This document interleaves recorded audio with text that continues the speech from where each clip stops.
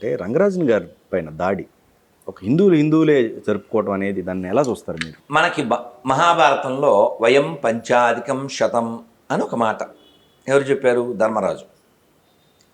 ఏమని? ఆ ఘోషయాత్ర జరుగుతుంది, గంధర్వులు వచ్చి బంధిస్తారు.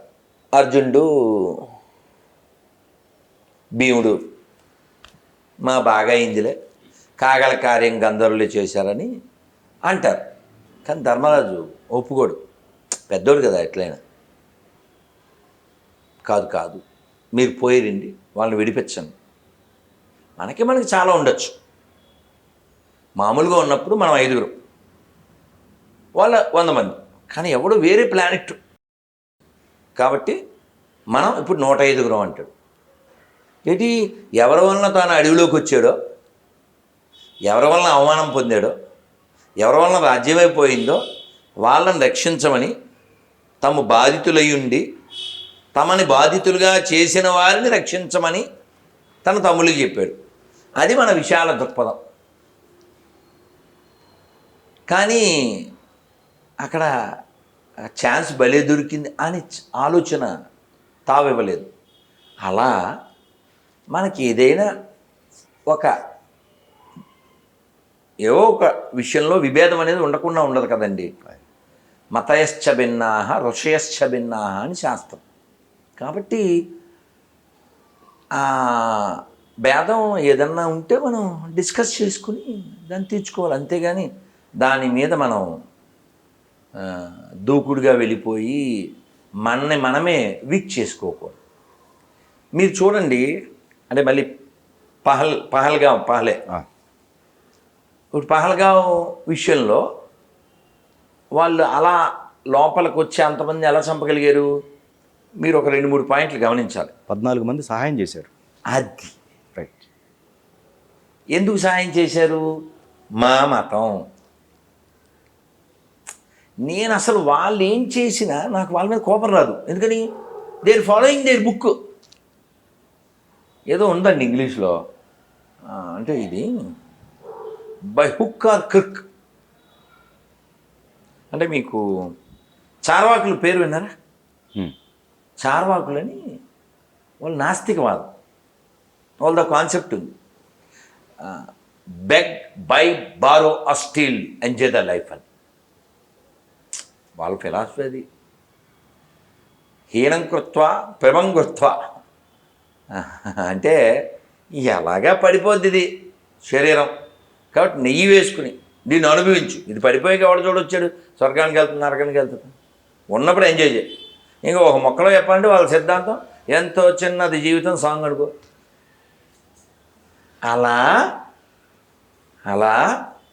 ఏదోలా ఎంజాయ్ చేయాలని చెప్పే ఆ విధానం కలిగిన వాళ్ళలాగా వాడు మా మతం కాకపోతే వాడిని నాశనం చేయాలి, వీడు మా మతం అయితే వాడికి ఉపకారం చేసి ఇంకోటికి అపకారం చేయడానికి వీడికి సహకారం చేయాలి.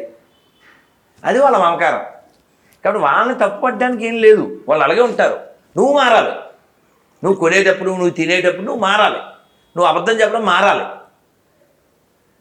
నీకు చాలా రుజువులు కనపడ్డాయి, ఎందులో ఉమ్మేస్తున్నారు, ఎందులో వచ్చేస్తున్నారు.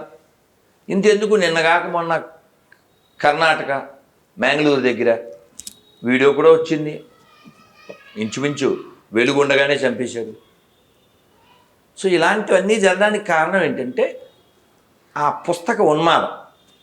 అందులో ఎవడో ఏదో రాస్తే అదే కరెక్టు.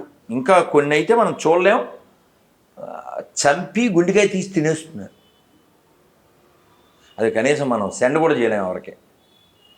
సో కాబట్టి ఈ భూమి మీద అన్ని జీవులకి హక్కు ఉందని చెప్పేది కేవలం సనాతన ధర్మం మాత్రమే, అన్ని జీవులకి. రైట్. సో కాబట్టి ఈ భూమి మీద అందరూ సుఖంగా జీవించాలంటే సనాతన ధర్మం ఉండాలి. అలాగని చెప్పి మనం మనదే ఫాలో అయిపోవాలి అందరూ అని చెప్పి ఎవడి మేడ మీద కత్తి పెట్టాం, ఎవడి పేక మీద. మనకి అది నేర్పలేదు. స్వచ్ఛంగా రావాలి. అండ్ హైకోర్టు కన్నా ముందు కొంతమంది స్వచ్ఛందంగా ఈ మధ్య చూసినట్టయితే ఆ దళితుల్లోనే కొంతమంది మార్పు చెంది వాళ్ళు ప్రశ్నిస్తున్నారు, మీరు ఎందుకు తీసుకున్నారు, అన్య మతస్థులు మరి రిజర్వేషన్ ఎందుకు తీసుకున్నారని కొన్ని న్యూస్లో వింటున్నాం మనం. అంటే వాళ్ళలో కూడా చైతన్యం వచ్చింది అనుకోవాలా? అతను ఓ కేసు వేశాడు. ఇప్పుడు నేను ఎవరు చెప్పాను, అది రాష్ట్ర వ్యాప్తంగా చర్చే. అతను దళితుడు, సేమ్ ఈ మీ పాయింట్, ఇదే పాయింట్. నువ్వు ఇది వద్దని కదా వెళ్ళావు. మొన్న ఇంకో తీర్పు ఏదో చూశాను, ఆయన ఎస్సీ, తీర్పు ఇచ్చిన ఆయన ఎస్సీ. ఎవరికైనా వార్షిక ఆదాయం 8 లక్షలు ఉంటే సంతానం ఇంక రిజర్వేషన్కి అర్హత లేదు. మీకు ముందే చెప్పా, our priority is not religiosity, our priority is the morality. నువ్వు దేన్ని వ్యతిరేకిస్తున్నావో దాని నుంచి పొందకూడదుగా.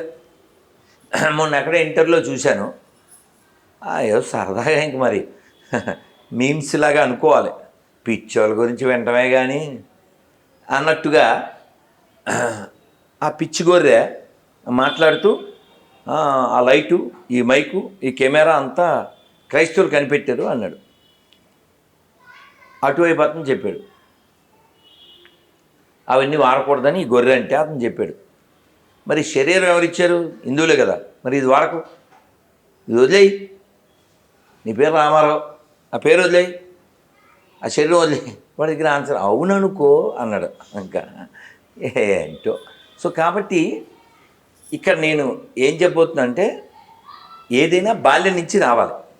మీరు చూడండి, చిన్న పిల్లలు ఒక వీడియోలో 4 ఏళ్ళు ఉంటాయి.